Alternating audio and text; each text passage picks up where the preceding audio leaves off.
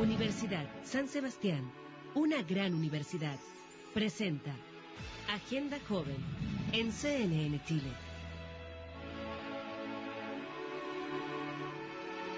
Comienza Agenda Joven, esta mirada diferente, más fresca, más fresca en los dos sentidos, lo digo por ti, más fresca de la actualidad nacional. Y empezamos a saludar de inmediato. Doña Alejandra Quevedo, concejal electa por la comuna de Ñuñoa. Así es, hola, ¿cómo estás? ¿Bien tú? Bien también. Salió en el diario el 8 días, la vimos ahí, media página en LUN. La concejala más joven de Chile. ¿Es usted la concejala más joven de Chile? Así es. Así es. ¿Eso tiene ventaja o desventaja? Yo creo que solo ventajas. También mi concejal electo por la comuna de Las Condes. Aquí está don Tomás Fuente. ¿Cómo estamos? Bien, bien. Sí, contento. Como siempre, todos los fines de semana. Por el lado de allá, nuestro amigo, ya de la casa, don Nicolás del Valle, Centro de Análisis e Investigación Política, CAIP. Gracias, Pablo, por la invitación. Y representando a Idea Bahí, en la otra esquina, ¿cómo estamos, don Claudio Alvarado? Muy bien, pues Pablo, muchas gracias por la invitación. Pues nosotros hicimos un título de este programa que es bastante abierto, porque quisimos hablar de la justicia en Chile, pero de la justicia, de la desigualdad, también del Poder Judicial. Una va de la mano de la otra, o no, lo van a decir ellos son los que saben. Por ejemplo, en las últimas horas está el caso de la red de explotación infantil. Hay 16 detenidos, hace pocos instantes se detuvieron a 2 más, ya van en 18 nuevamente, porque se habían liberado a 3 en el día de ayer. Se dio hasta el lunes el proceso de formalización. A eso de las 11 de la mañana de este sábado, un cuarto para las 11, se estaban realizando allanamientos, por ejemplo, en oficinas de Televisión Nacional, debido a la detención de Jaime Román, productor musical de esa estación televisiva. O sea, el proceso está. Entonces, más allá del hecho puntual de un delito que no resiste análisis, ¿qué vamos a analizar respecto a eso? Un delito asqueroso, no tengo otra palabra. Fuera de eso, ¿ustedes se quedan tranquilos cuando dicen, mire, fueron puestos a disposición de los tribunales? Cuando dicen, mire, ya fue entregado a tribunales el delincuente, el que sea, por delito económico, por delitos de estas características, por un lanzazo, ¿te quedas tranquilo? ¿El tribunal te entrega a ti lo que tú esperabas en general? A ver, yo creo que es súper importante hacer una distinción primero en tanto que yo, ciudadano, y también yo en tanto que analista, digamos. ¿Por qué te lo digo? Porque efectivamente como ciudadano, y uno lo que lee en la prensa y lo que escucha también en voces de las distintas autoridades, es que uno no tiene mucha confianza respecto de que los criminales en este caso estén puestos a disposición por los tribunales. Sin embargo, también creo que por otro lado, como analista, uno también tiene que ser bastante riguroso y entender el fenómeno. O sea, si uno sigue los números, por ejemplo, y las tendencias, uno se da cuenta que de cada 10 personas que están dispuestas en el tribunal, ¿cierto?, 8 son procesados. Es decir, no hay algo así como una puerta giratoria en sentido estricto, viéndolo como analista político, insisto, en ese sentido. Entonces, como analista yo creo que sí, yo creo que hay que tener confianza en la institución, hay que tener confianza también en los tribunales. Por cierto que toda institución es perfectible, pero creo que tampoco hay que ser tan alarmista y desconfiar y criticar tanto la institución, porque ahí puede haber un peligro. Pero también quiero poner este coto, que entiendo también a los ciudadanos que están mirando y los televidentes que están mirando este programa, que evidentemente hay índices de miedo, índices de victimización muy altos, pero eso son sensaciones. Entonces me parece que hay un hiato entre la sensación, por un lado, y por otro, el dato duro de la realidad, digamos, con los cuales nosotros, los estudiosos, sociólogos, cientistas políticos, tenemos que enfrentarnos al problema, digamos. Creo que tú eres abogado. Efectivamente, mira, mi percepción acá, yo recojo el guante de la distinción, ¿cierto?, entre la percepción de lo que se llama el ciudadano a pie y lo que uno puede analizar con ciertos conocimientos que a veces no todas las personas tienen la oportunidad de acceder. La percepción, a mí me parece, a nivel generalizado, es bastante crítica, no es nada nuevo. Las encuestas están bastante desacreditadas, cosa que yo me alegro, porque muchas veces se le va a dar una, efectivamente, se le sigue más allá la cuenta, pero lo cierto es que sí son un buen indicador para conocer percepciones, sobre todo las más validadas. La encuesta CEP de julio-agosto, cuando le preguntan a las personas cuánta confianza tiene usted en las instituciones, y comparando con los años anteriores, Tribunales de Justicia, septiembre-octubre del 2010, 23%, ya noviembre y diciembre del 2011 bajamos al 13%, se mantiene la tendencia a la baja, 12-13% este año. Después, cuando le preguntan a las personas cuáles son los 3 problemas a los que debería dedicar el mayor esfuerzo en solucionar el gobierno, no hay lugar a dudas. Delincuencia, asaltos, robo, 50%. O sea, la percepción es bastante clara. Y yo creo que en esa percepción, obviamente, influyen muchos factores. Uno de los factores que influye, quizás no el más importante, pero que yo creo desde ya importante mencionar, es la falta de educación cívica. Justamente por esta distinción que tú me hacías, tú eres abogado, tienes más conocimiento, y esto me ha pasado con mi familia, explicándolo muchas veces, cuando ven cómo se presentan las noticias y dicen, pero ¿cómo lo dejaron libre? Cuando lo cierto es que probablemente no lo dejaron en prisión preventiva después de una detención, pero el proceso se inició, se formalizó. Entonces, yo no quiero aquí hacer una defensa cerrada del sistema, yo creo que hay cosas perfectibles, pero dice, apoyado de lo tuyo, más que educación cívica, conciencia cívica, porque no quiero que en los colegios algún día vuelva la educación cívica, no sé, para elegir un diputado, para hacer esto, sacar esto en un curso de 15 minutos. Obvio, pero sí tener claras ciertas cosas. Y una de las cosas que yo creo que influye en esta percepción generalizada, como te decía, es que a veces hay conceptos que no se tienen suficientemente claros. Y yo creo que eso sí hay que ponerle como la importancia adecuada, hay que tomar conciencia de que eso sí juega en la percepción de la gente. Ahora, hay una cosa que siempre se habla, y de hecho en la agenda nacional estuvimos hablando de la desigualdad. Y la desigualdad, a juicio de parte importante de la población, en la percepción, no solamente porque yo te puedo decir, mira, yo tengo más plata que el resto, él tiene más plata que yo. Estamos desiguales, él tiene más comodidades que yo no, pero por último cuando llegamos a los tribunales somos todos iguales. Esa sensación de injusticia está bastante arraigada. Entonces, por ejemplo, esta misma noticia de esta red de pedófilos y explotación de menores, ¿por qué estas noticias? ¿Por la cantidad o porque son gente acomodada la que está en este momento siendo procesada? Y eso ahí empieza a correr otra mirada respecto al proceso. O sea, estamos viendo al creador de la revista Barrabás, un personaje connotado, estamos viendo un productor musical destacado en Chile, perteneciente a una empresa destacada, en fin, hay varias cosas que uno dice, bueno, aquí la cosa no va a andar igual. Cuando vemos, por ejemplo, que a mí me van a ir a cobrar los impuestos porque no pagué, no sé, pues 500 lucas, a lo mejor era una declaración y me cae las penas en el infierno, y veo por otra parte que a la empresa Johnson se le perdonan no sé cuántos millones de dólares. Entonces la sanción de justicia no es igual para todos. Yo creo que hay que distinguir. Estoy hablando desde el punto de vista visceral. No, yo creo que hay que distinguir en esta sensación. Yo creo que comparando el sistema procesal penal de ahora con el sistema inquisitivo que existía antes, creo que hay un nivel de transparencia y de acceso a la justicia muy distinto.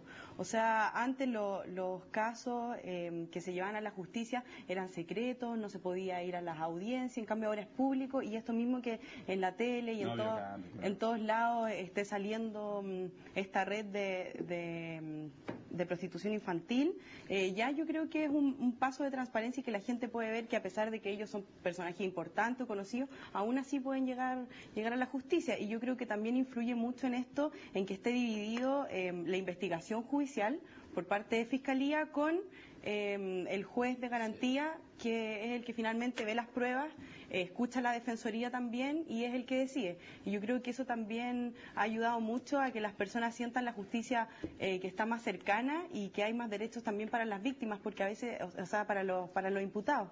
A veces se habla mucho que se protege más a los imputados que a las víctimas, pero en la actualidad lo que pasa es que hay un respeto a los derechos fundamentales de los imputados, que finalmente también son seres humanos y que merecen que se respete el debido proceso, que se respete el derecho a la defensa, entre otras cosas. Entonces yo creo que hay que distinguir, tal como dijo mi compañero, entre la sensación que se ha generado también un poco por los medios de comunicación sensacionalistas, que les gusta mostrar harto de el asesinato, pero quizás que esos son casos más aislados frente a lo que ocurre en la justicia en general. O sea, de 100 casos que se presentan a justicia y que se pide prisión preventiva, el 90% de ellos se acepta la prisión preventiva y quedan en la cárcel. Entonces es muy distinto lo que dice la cifra a lo que siente la gente. Lo que pasa es que yo creo que esta percepción se da en un contexto también más global, y yo creo que la hace entendible.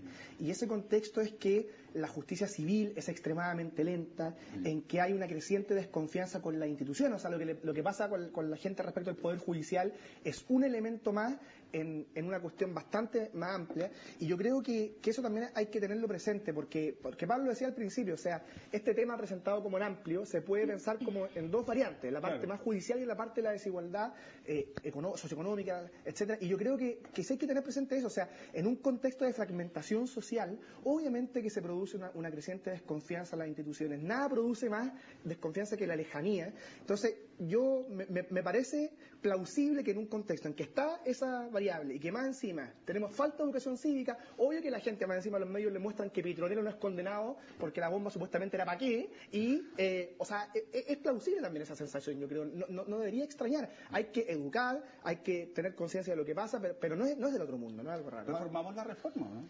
Un paréntesis. Yo no solamente lo vería como la evaluación al Poder Judicial, sino que yo vería el tema central, que es seguridad ciudadana. Porque hoy día se ha transformado en un círculo que yo creo que es virtuoso, donde no lo hemos puesto mucho hincapié, que quiere decir de que todos se lo pedimos al Estado, ¿cierto? Seguridad ciudadana.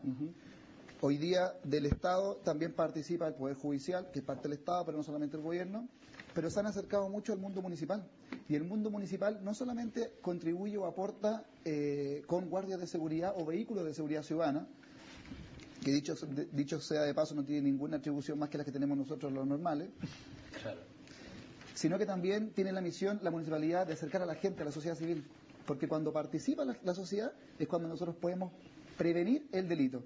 Y es por eso que en este círculo virtuoso, si bien hay que analizar cada uno de los componentes, vamos a llegar en un momento más, me imagino, a evaluar al Poder Judicial. Lo que sí quiero decir también es que para el ciudadano no solamente es perjudicial si hoy día roban 10 o roban 9 porque disminuyó a lo mejor un delito, sino que también es la sensación de seguridad. Porque no sirve de nada caminar por la calle y cuando viene alguien que es un sospechoso yo cruzo la vereda. Esa sensación de inseguridad, si bien no es un delito, me hace ser igual víctima de la sensación de inseguridad. O, por ejemplo, dejar de que los niños salgan a las plazas después de las 7 de la tarde, porque la oscuridad y los juegos ya se vuelven... o sea, el enrejarnos, el poner cerco eléctrico, la sensación de inseguridad también es un factor a evaluar aquí. Pablo, disculpa, una cosa, que en todo caso no es muy difícil pedirle a la sociedad que tenga confianza en la justicia cuando el mismo Poder Ejecutivo y el Gobierno se encarga de atacar a través de los medios muchas veces al Poder Judicial. Eso es cierto. O sea, que los jueces no están en la lucha contra la delincuencia, o sea, a los jueces no les toca estar en la lucha contra la delincuencia. Eso es parte del trabajo que tiene que hacer el Ministerio del Interior frente a la prevención del delito, a la reinserción y a la rehabilitación de las personas que cometen delitos. Pero si el Poder Judicial, o sea, el Poder Ejecutivo no respeta la independencia de órganos tan importantes como son los tribunales de justicia, es difícil que las personas también puedan tener confianza en ellos. Yo suscribo en general ese concepto, en cuanto a que efectivamente da esta falta de conciencia cívica o de manejo de concepto elemental, obviamente que cuando hay críticas desmesuradas eso no colabora a entender bien el rol del Poder Judicial o de lo que se trate. Pero yo también creo que no hay que olvidar la otra cara de la moneda, y es que no cualquier crítica a un fallo del Poder Judicial amenaza su independencia, no cualquier cuestionamiento al fundamento de los fallos me parece que a priori debe ser desestimado, porque justamente los jueces hablan mediante sus fallos, y en un contexto de creciente transparencia pública en que todos deben responder por su acto, también yo creo que a veces los jueces se olvidan de que esto es factible, de que se puede criticar los fundamentos de lo que han sentenciado, y lo vimos recientemente con lo que pasó con Castilla, por ejemplo, en que se armó una polémica que a mi juicio era bastante desmesurada, porque lo cierto es que el fallo, una vez que está publicado y que no se amenaza su cumplimiento, sí es susceptible de ser criticado. Entonces yo creo que, suscribiendo el concepto general, como decía, también hay que tener cuidado con no irse al otro extremo. O sea, no cualquier crítica a un fallo judicial implica amenazar la independencia. Yo creo que hay que tener también conciencia en eso. Yo igual quiero también, o sea, hay que tener ojo, digamos. Yo entiendo que no toda crítica pueda ser perjudicial, digamos. Yo estoy de acuerdo, de hecho, y nos parece que en toda democracia, ¿no?, hay una esfera pública que los tanto ciudadanos como distintos actores tienen la capacidad de poder fiscalizar, ¿cierto?, la instituciones y cómo funcionan. Y cada vez se le pide más Exacto. cuenta a todos. No, y eso me parece excelente y creo que vamos a estar todos de acuerdo, digamos. Pero también hay que ver, particularmente en este gobierno, si queremos entender cómo está sucediendo ahora las cosas, vemos también que hay una falta de fe pública respecto a las instituciones. O sea, aquí no solamente estamos hablando del problema con los tribunales, ¿ya? También estamos viendo, bueno, el problema con el Ministerio Público, que es una entidad autónoma, ¿cierto? No solamente eso, uno podría empezar a sumar el censo, uno podría sumar la CACEN, uno podría sumar las elecciones. ¿Y dónde queda la expectativa acá? Porque uno... De repente uno ve que hay una sensación de cultura de película, ¿ya? En el sentido que a ti te roban algo y no se produce una investigación porque ¿para qué vienen estas cosas? A ver, te roban, no sé, por la radio del auto. Y se archiva tu causa a los 30 días. Claro, porque además económicamente es poco rentable destinar detectives a que te encuentres en la radio de un auto. Hay cosas más importantes.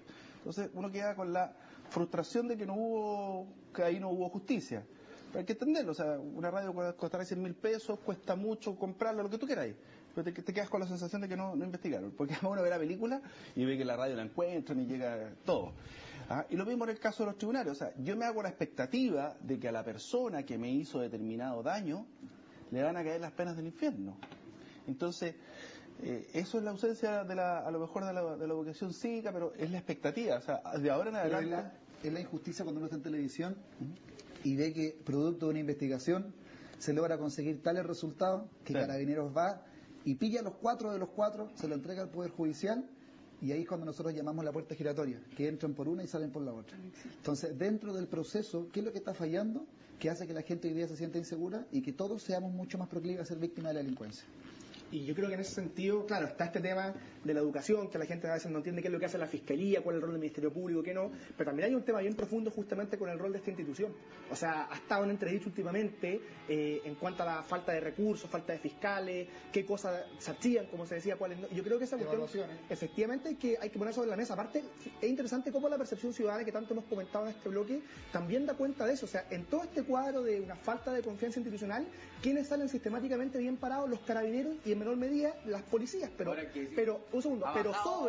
pero siguen estando en el primer lugar en todas las encuestas de credibilidad versus, por ejemplo, la Fiscalía. En estas encuestas que hemos mencionado, también la de Paz Ciudadana, cuando atribuyen responsabilidad, la Fiscalía parece muy mal mirada. Yo creo que algo tiene que ver esto que comentaba Pablo. Ha ido bajando producto de que le ha tocado hacer todo el trabajo. Producto que el gobierno le pega muchos palos a la institución y eso empieza a bajar. El gobierno también opina sobre casos antes de que sean resueltos. O sea, una vergüenza lo del caso Bomba y después pero que es interesante como en un contexto en que las instituciones todas caen en credibilidad, los carabineros siguen ahí versus la Fiscalía que está en la creciente baja. Ándate a una población, ándate a un pueblo y va a ver que en general tienes carabineros que se sacan la mugre trabajando, siendo que el carabinero es partero, es además consejero, y ándate a ciertos barrios que los únicos que van a ver a la gente de la tercera edad son los carabineros, y son los que les toca duro, y son la gran mayoría, sobre todo los suboficiales, son con salarios tan modestos como el de la gran mayoría de los chilenos.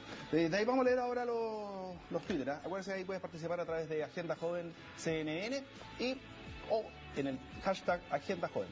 Ya nos vemos.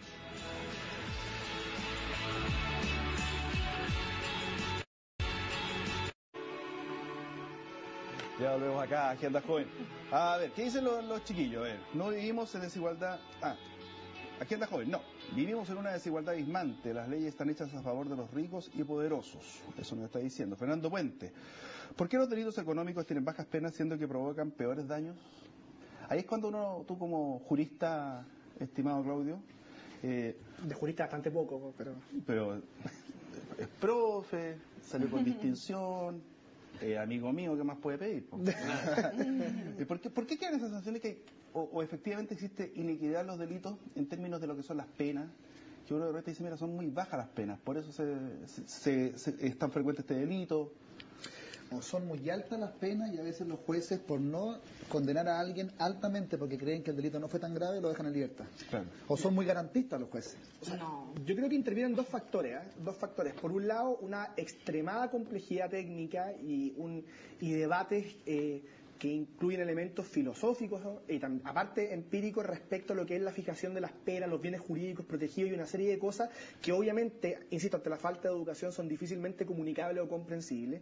Y en segundo lugar, o sea, lo que subías al primer comentario que tú leías es esto mismo, o sea, en un contexto en que existe una creciente conciencia sobre la desigualdad que atraviesa al país en general y que tiene que ver con una concentración, como se percibe, de poder económico, de poder político, obviamente que factores como eso, sin los elementos de juicio para juzgarlo, siguen aumentando esa percepción de desigualdad, y yo creo que en verdad es muy grave. O sea, ahí cuando me preguntan ¿cuál cree uno que es la principal razón por la cual existe esta creciente desconfianza institucional? Yo insisto, yo creo que tiene mucho que ver la fragmentación social, porque cuando vivimos en un contexto tan fragmentado, por un lado, las personas que más tienen van perdiendo la capacidad de ver los problemas de aquellos que menos tienen porque no les tocan, no les viven. Y por otro lado, quienes menos tienen comprensiblemente muchas veces, o al menos en parte comprensiblemente, no son capaces de ver un bien en cuando a alguna persona le va mejor, aunque sea legítimo, aunque no haya hecho nada malo, porque siente que crece la brecha. Entonces, yo creo que como sociedad, o sea, una cuestión que atraviesa todos estos debates es cómo hacemos para enfrentar en serio, de manera multidisciplinaria y con elementos adecuados, la desigualdad que produce esta creciente fragmentación social. Yo en verdad creo que está en el ADN de todo lo que estamos conversando acá. Mira, Carol Bukasovich Mont dice, si no conversa el sistema judicial con las fuerzas del orden público, carabineros y PDI, seguirán cometiendo errores. Y uno de las quejas que tienen los fiscales en general, y de los mismos jueces, la capacitación de los policías. En la poca capacitación, entonces a veces se queda la ausencia de pruebas permite que los juicios queden en nada, que se decreten las libertades, y efectivamente hay una poquísima capacitación de las policías en el sistema. Mira, tal vez por premura, tal vez por tiempo, por lo que sea, pero hay una baja capacidad. Yo, por ejemplo, en el caso de ciertas investigaciones, a veces se descubren por cosas fortuitas. Pablo, pero una cosa, una de las luchas fuertes que se ha dado contra la desigualdad que existía ante la justicia es la creación de la Defensoría Penal Pública. O sea, ese es un órgano fundamental que ahora... por lo tanto, que se llama garantista, ¿no? Pero la Defensoría no solo atiende casos que nosotros pensamos al tiro que la persona es culpable. Y muchas veces son personas que no son culpables, que tienen derecho a la inocencia y que luego del proceso termina. Pero déjame decir una cosa, lo que sí yo creo que si nosotros pensamos que los jueces discrecionalmente leen la ley y si ellos lo consideran que las penas son demasiado altas, ellos dejan a la gente libre, entonces cerremos los tribunales de justicia porque de verdad no están funcionando. O sea, ese nivel de discrecionalidad que dice él que existe en los jueces... Las personas son culpables. Muchas veces hay muchas personas culpables que quedan en libertad por falta de pruebas. Y eso se garantiza. O sea, yo... Además, de vuelta otra cosa para aportarte. Sí. Cada fiscal en Chile está llevando cada uno del orden de los 3.150 casos anuales. 3.150 casos anuales. Están sobrepasados. Y los defensores públicos nos llevan esa cantidad, llevan bastante menos. Entonces, están en mejores condiciones de defender. Y, mira, la otra vez yo conversaba con una defensora. Entonces me dice, mira, me tocó turno fin de semana. Y averiguó quién le tocaba al otro lado de los fiscales, que ya se conocen y todo. Me dice, este gallo viene... tuvo turno de lunes a domingo en la noche, viene reventado. Entonces lo único que va a querer es irse a puros abreviados con los curaditos, los que manejan esta autoridad. Estoy lista. ¿Estaba feliz? Porque efectivamente el fiscal está reventado. Pero esa idea muy genérico. Yo creo que hay muchas personas que han dicho razonablemente que si bien es necesario evaluar de manera seria y a la rápida posibles cambios a las leyes en materia procesal penal, gran parte de los problemas tienen que ver con falta de recursos de implementación de temas ejecutivos. Yo creo que lo que tú pones como ejemplo, o sea, es una de las cosas que más elocuentemente manifiesta esa percepción, o sea, con la cantidad de causas que llevan los fiscales, con la falta de recursos para poder descomprimir más, obviamente que uno no necesita cambiar las leyes para mejorar eso. Sí se pueden evaluar otras cosas, pero hay una cuestión ejecutiva de gestión de logística que quizás es más urgente y que se puede cambiar con más facilidad que la coordinación. Espérate, que voy con Tomás porque Tomás también tiene cosas que decir. Aparte que te quiero explicar algo. Trajo varias hojas. Él sí prepara el programa. Él sí. No como otros que llegan a improvisar y a pedir los papeles prestados del conductor para poner alguna punta y pichinucha. Usted es joven. Mira, yo sí creo que el Poder Judicial, insisto, está en cuestión hoy día, sobre todo la evaluación de los jueces. Hoy día todo el mundo está en evaluación constante. Los jueces, ¿quién los evalúa? Yo no digo que sometamos los jueces a una votación popular, por ningún motivo, si ellos son técnicos. Los jueces tienen un libro de anotaciones, por si acaso. Los jueces son técnicos. El supervisor o el mando jerárquico. ¿Y de dónde son?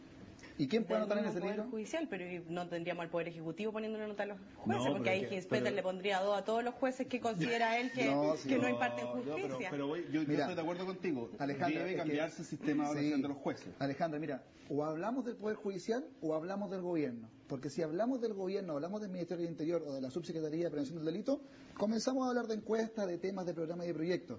Si quieres, terminemos con el Poder Judicial. Yo lo único que digo es que ahora viene una reforma que muchos dicen la reforma de la reforma. Yo creo que es correcta. Es una reforma que trata de que los jueces sean menos garantistas. Es una reforma que trata de que el que es victimario, el que es victimario pueda, sin la necesidad de que falte la prueba, pueda asumir cuál fue su delito. Es una reforma que trata de que la víctima tenga también una protección, al igual como la tienen hoy día los victimarios con la Defensoría Penal Pública, que en virtud de la disminución de los casos que tienen, en comparación con todos los fiscales, tienen una defensoría mucho más plena, una defensoría mucho más investigativa, o sea, tienen mucho más tiempo para poder ser defendidos. Yo creo que en el Poder Judicial tenemos un tema pendiente. En definitiva, los jueces hoy día muchos están sacando causas en virtud del tiempo que están siendo selladas sin encontrarse pruebas. La gente está haciendo, el que le roban su vehículo nunca lo va a poder encontrar. Se recupera el 85% de los vehículos robados. Sí. ¿Y en qué condiciones? Ese es el problema. No, si lo que y ahí nace, la olla aspirado el día. Y ahí nace lo injusto, cuando nosotros entendemos la injusticia, y yo comparto con los demás que la injusticia es la desigualdad, porque todo el mundo cree que no tiene lo que debiera tener. Por eso todos creemos que la mayoría de las cosas son todas injustas, pero lo que sí reconozco que hay es mucha desigualdad. Mira, yo quiero entrar un poquito al tema de la educación, porque en el fondo eso es súper bueno, tanto para los televidentes como también para el tema de las policías. Y hay que hacer un poquito, mirar hacia atrás y ver los medios. O sea, esta reforma de la reforma que está hablando Tomás surge después de la muerte de un barrista de Colo-Colo, ¿cierto? Y se toma a una persona confesa, ¿cierto? Y luego se le deja, comillas, en libertad, ¿no? A partir de eso nace esta cuestión que se venía preparando hace un tiempo atrás, pero se aprovecha este acontecimiento para lanzarlo a la luz pública. Pero esto es una cuestión interesante, ¿por qué queda fuera, ¿no? Y tiene que ver con el tema de la educación de las policías. Queda fuera porque primero el testimonio de la mujer fue hecho de una manera irregular. Segundo, porque hubo un control de identidad que era según los propios procedimientos de manera irregular. La confesión del imputado fue sin su abogado presente.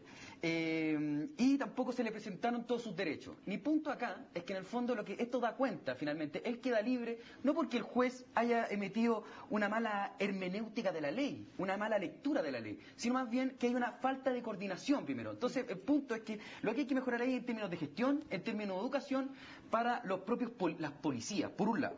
Por otro lado, en términos de educación para la gente, para que sepa cuando, en sentido estricto, si uno va en términos académicos, toda democracia representativa, moderna y occidental como la que tenemos nosotros, supone un Estado de Derecho garantista, ¿ya? Es decir, que garantiza la igualdad de todos los ciudadanos ante la ley y, por lo tanto, la presunción de inocencia. Es decir, si usted, señor, está siendo imputado y procesado, la única manera de que entre a la cárcel es que nosotros demostremos su culpabilidad. Esto es una cuestión clave. Entonces, de manera que tanto izquierda como derecha, tanto ricos como pobres, tanto hombres como mujeres, etcétera, tienen que, en el fondo, en una democracia representativa, occidental y moderna y liberal como la nuestra, tienen que aceptar que el sistema y el Estado de Derecho deba ser garantista y no inquisidor, porque aquí la posición es o inquisidor como antes, donde el juez era juez y parte. O sea, eso ya es peligroso, digamos, porque hay una autoridad muy poderosa. Y por otro lado aquí, donde cada uno tiene la capacidad de poder defenderse y donde los mejores argumentos jurídicos son los que prevalecen, ¿ya? Es una cuestión importante que quiero decir. Yo considero que la mejor herramienta para combatir la desigualdad en la justicia es la prevención del delito. O sea, yo considero que más que nada, cuando uno habla de garantista, aquí lo único que se ha hecho en la reforma procesal penal de las garantías es hacer las garantías del debido proceso y que deben existir en cualquier sistema criminal, en cualquier sistema penal, en democracia. O sea, aquí lo más importante es que haya transparencia, que los juicios sean públicos y que también hayan protecciones tanto para el victimario como para la víctima y que existan esos derechos y garantías fundamentales en el proceso penal. Pero yo creo que es muy peligroso decir que la reforma es la reforma, como se ha acostumbrado a decir ahora por parte del gobierno, que es necesaria la reforma. Yo creo que eso hay que hablar de cosas serias, como está diciendo mi compañero acá, que es muy importante la coordinación entre policía, Ministerio Público y jueces, y eso está fallando. Yo creo que eso es una de las patas cojas de la reforma. Eso es lo que decías tú, efectivamente. Yo justamente el hecho como muchas veces se originan estas reformas que en base a hechos o se origina el que se aceleren, digamos, en base a hechos puntuales de manera no reflexiva, quizás no es lo más adecuado, yo estoy de acuerdo.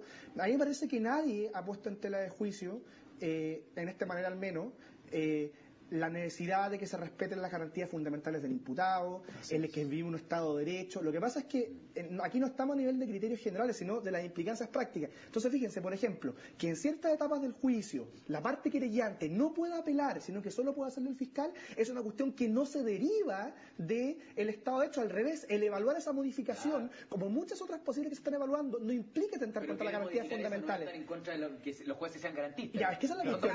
Esa es la cuestión, Son dos puntos La cosa es entender bien que cuando algunas personas critican el excesivo garantismo, no necesariamente están criticando el Estado de Derecho, las garantías fundamentales, sino ciertas prácticas, como la que pongo como ejemplo, que ha salido en discusión, que eventualmente es susceptible de ser criticada por excesiva. Entonces yo creo que hay que tener cuidado cuando irse para el otro extremo. Yo entiendo lo que tú querías evitar. Tú querías decir, evitemos no vulnerar el Estado de Derecho, no caer en la facilidad. Yo lo pongo al revés. El proteger el Estado de Derecho no implica poder evaluar reformas. No puedo estar de acuerdo con eso y de hecho creo que es más garantista estar a favor tuyo. Leamos lo que dice la gente. La voz del pueblo. Jaime García Molina, hoy por hoy la justicia la hacen los medios cuando sacan casos a la luz. Fernando Puente. Es muy interesante el tema de la justicia mediática. ¿Cómo la justicia la hacen los medios? Y ahí la presunción de inocencia para la casa.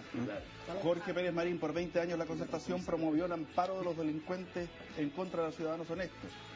Fernando Puente dice, las personas no denuncian porque los trámites son muchos y difícilmente logran justicia.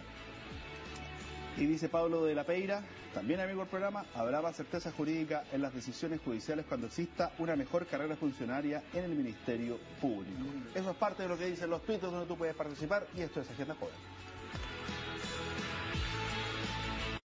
De sus malas políticas en delincuencia a través de los tribunales de justicia.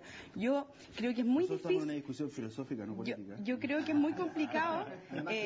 decir en sus malas políticas de delincuencia. Yo creo que es muy complicado decir que la justicia es garantista cuando vemos que del 100% de los casos que se llevan a la justicia, el 80% son condenados. O que el 100% de los juicios abreviados, el 90% de las personas quedan condenadas. Entonces, frente a esos datos, decir que es garantista. Yo creo que un poco los medios de comunicación influyen en eso, hay que distinguir.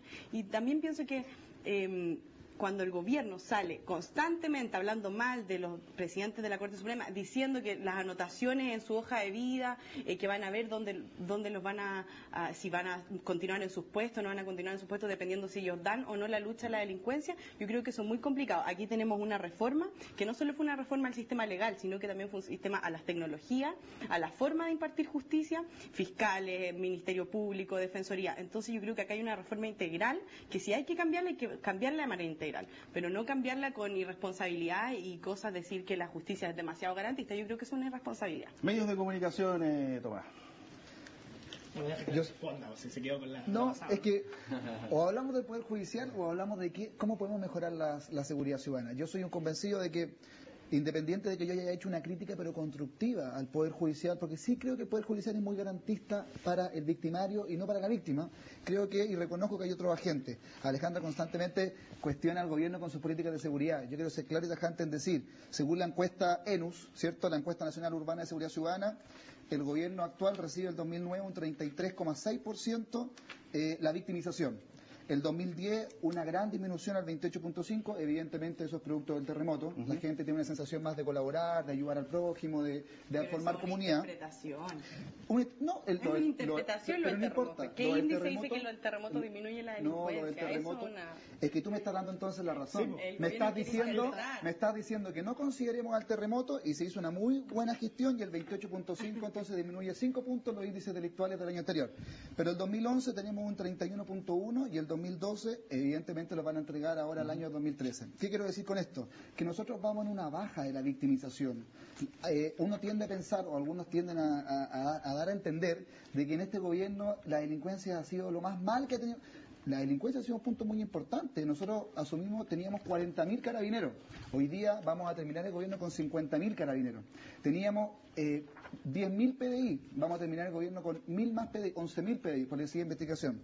Tenemos un programa estrella, creo yo, que es el STAT, que es el Sistema Táctico de Análisis Delictual, que justamente apuntaba a que no solamente el policía tenga que salir corriendo atrás de alguien para tomarlo preso, sino que también haya una especie de estudio, de análisis de las estadísticas, porque no necesariamente... Para aprovechar mejor los recursos aprovechar humanos. mejor los recursos, porque aquí a lo mejor el delito es el robo de auto y acá puede ser un callejón donde se han producido 3 violaciones que se atacan de forma distinta. Exacto. Y ese sistema se implementa en el año 2012, por el cual nosotros creemos que para el año 2013 vamos a tener mejores cifras aún. Oye, cerrar ese punto, Pablo. quiero entrar en el tema mediático, Sí. ya que ustedes le han dado Sí. duro al medio de comunicación y Vamos a son parte de ello. Vamos a ir al tiro. Aquí todos somos parte. Sí, en realidad. Solamente para cerrar el tema de estas percepciones, la encuesta más ciudadana, la última, le da un poco la razón a Tomás. En julio de 2012 se observa una disminución significativa de la percepción de los encuestados en el nivel de una baja en el nivel de alta violencia en el barrio, entre otros números que en general ven una mala actuación de los fiscales, una mala evaluación de ellos y una buena evaluación de las policías, especialmente de carabineros. Pero yo creo que tampoco es extraño que el gobierno resulte mal parado pese a estos números por un problema político, porque como muchas otras esferas, lamentablemente el manejo comunicacional y la manera de enfrentar estos temas por parte del gobierno no ha sido toda la afortunada que podríamos esperar. Y yo creo que, entre otros factores, ¿sabes qué? eso tuvo que ver en Y la no salida será- del ministro Ginspeter. Y no será otra cosa. El ministro Ginspeter yo creo que salió por otra razón. Por varias razones. Por varias O sea, razones. le hacían varias críticas y entre Sí. esas esta. Es un tema acorde de esa política, pero hay otro tema. Yo en la agenda nacional, un invitado me enseñó una ecuación que significa expectativa menos realidad. Si se hubiera generado una expectativa inferior, te aseguro que... Ese fue el Esa es error. una gran razón que está detrás de esto. Claro. Ese Oye, fue el vamos... error- ese fue el error, yo creo, del gobierno.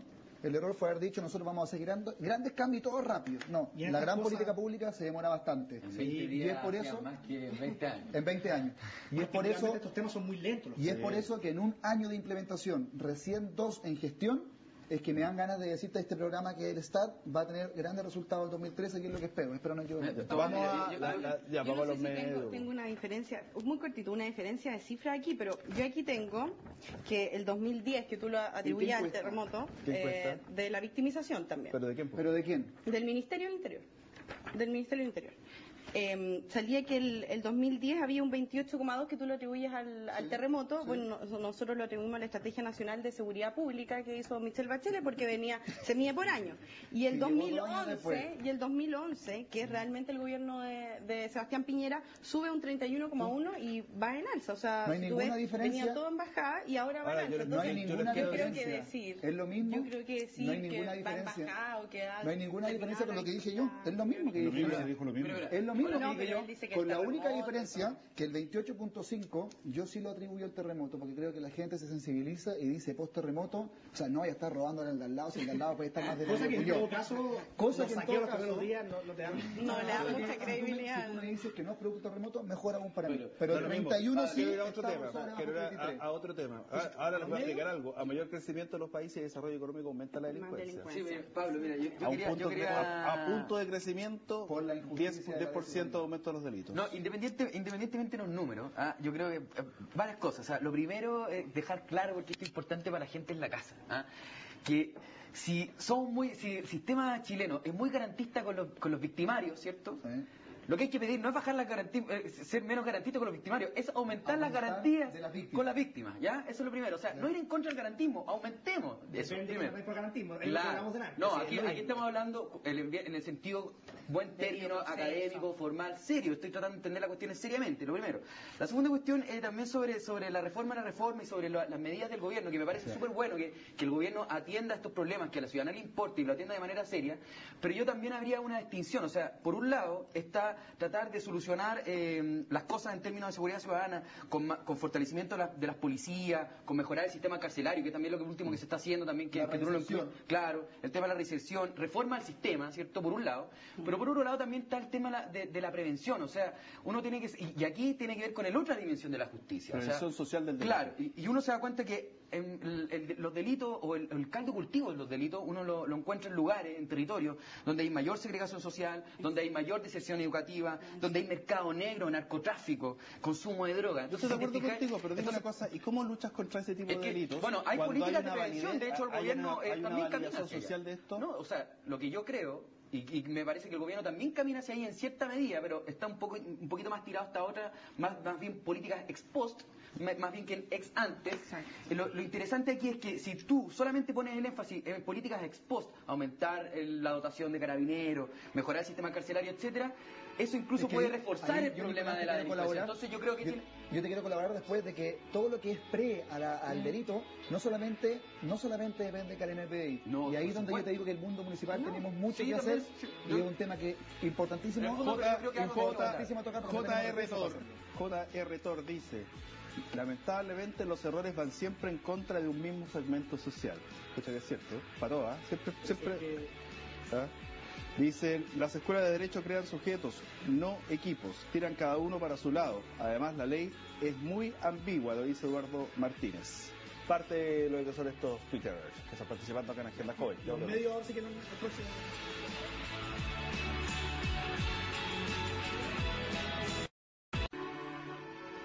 Ya estamos de vuelta acá en Agenda Joven.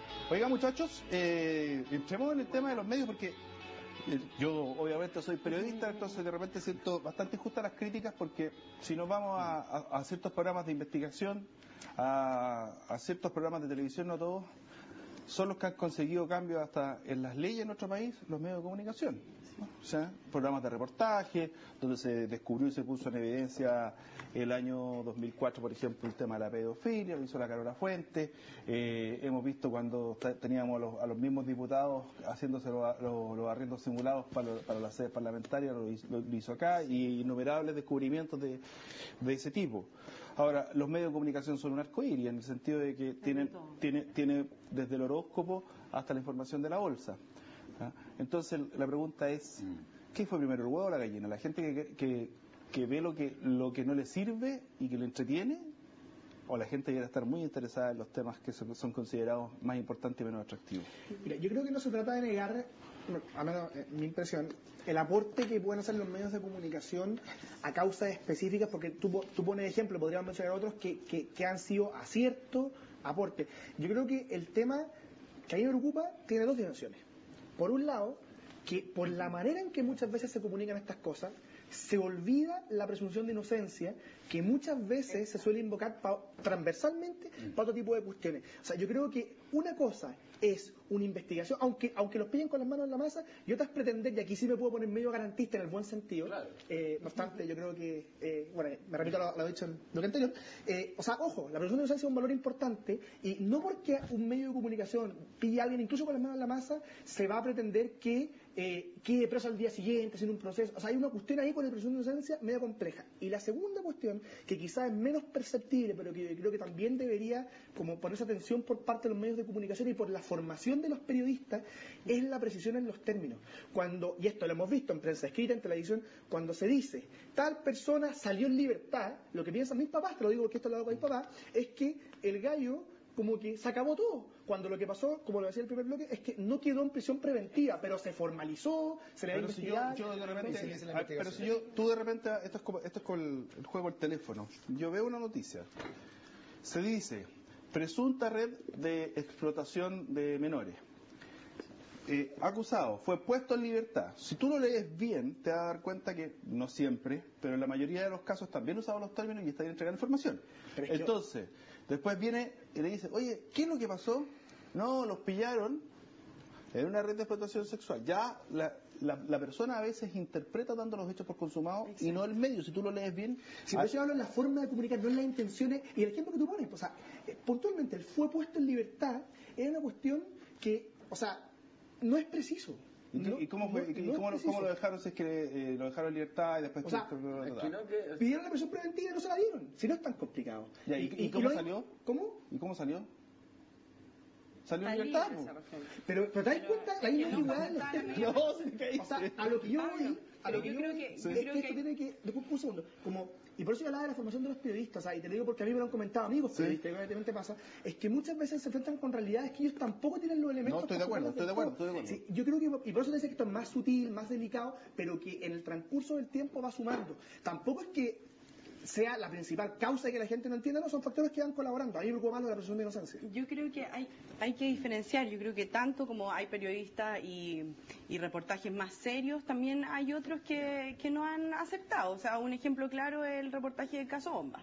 Que en realidad mostraron pruebas, bolsas con pasa adentro, póster de Iron Maiden, de Guns N' Roses, no sé. Yo creo que de esa forma el periodismo no se enriquece y tampoco va de la mano. Pero acuérdate que cuando se hace un reportaje de esas características, tú acudes a las fuentes confiables. Exacto. Y no puedes hacer lo que el mismo tribunal no pudo hacer. Pero lo vergonzoso, más que incluso esas pruebas que se mostraron, es que el reportaje salió antes de que fueran formalizados y de que fueran muchas veces detenidos los imputados. Pero fue con la información que entregó la Fiscalía.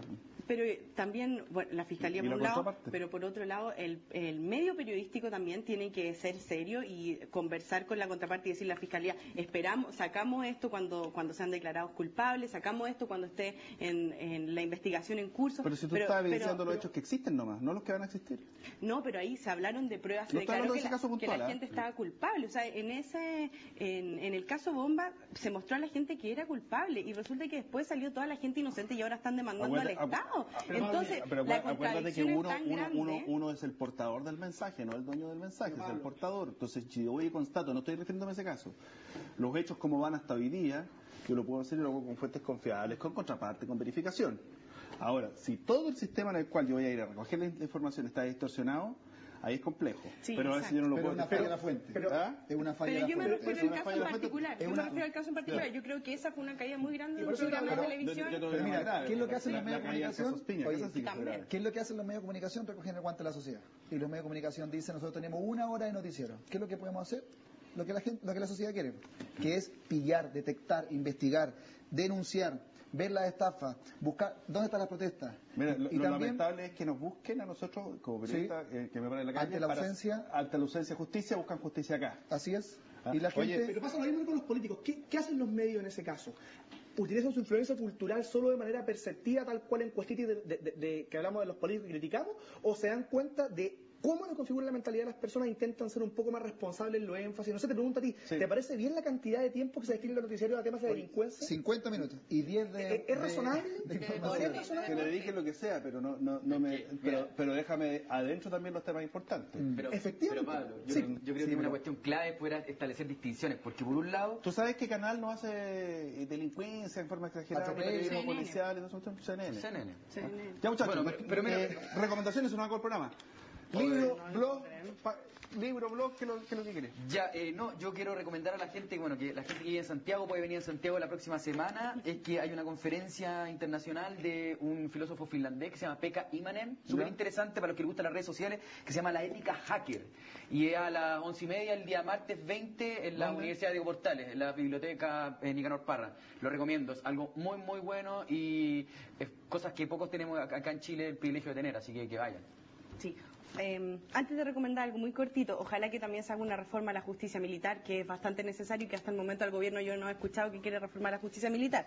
Bueno, respecto a mi recomendación, el libro Retrato de la Desigualdad en Chile, que fue hecho por la Biblioteca del Congreso Nacional por petición del presidente del Senado, y está, no busca soluciones, pero sí es un diagnóstico de las diferentes temáticas desiguales que se dan en Chile con cifras y es una investigación muy seria, así que para que lo lean y se puede descargar gratis de la página bcn.cl. Quedo pendiente cómo el mundo municipal puede aportar a la prevención del delito, que es lo más importante, creo yo. Libro para recomendar. Terminamos el Consejo Municipal. Un concejal que no nos acompaña, que no nos vuelve a acompañar, escribió un libro y lo entregó al Consejo. Yo creo que hay que recomendarlo y se llama Batallas de la Comuna de la Reina. Está plasmado en un juego de ajedrez. Yo creo que es interesante leerlo. Sí, yo suelo recomendar libros, pero en esta ocasión voy a aprovechar de comentar simplemente y contarle a la gente que hoy día, sábado 17 de noviembre, Idea País celebra 3 años de existencia. Tenemos un evento en la Parcela Las Pircas con todos los jóvenes universitarios profesionales que participan en nuestras actividades. Van más de 350 personas, un evento familiar en el cual vamos a estar contándole a la gente nuestros principales proyectos, lo que se viene compartiendo, y en la página web está toda la información. Así que para que la gente sepa que Idea País sigue por harta ratona. La directora nos dice, si estamos invitados, es para gente joven. Qué bueno. bueno el animador que he tenido. Muchachos, muchas gracias. Muchas gracias. Y muchas gracias a usted por habernos acompañado aquí en Agenda Joven. Hasta el próximo fin de semana y por supuesto atento a las repeticiones que aquí salen para aquellos que no alcanzan a ver en diferentes horarios. Muchas gracias. Universidad San Sebastián, una gran universidad, presentó Agenda Joven en CNN Chile.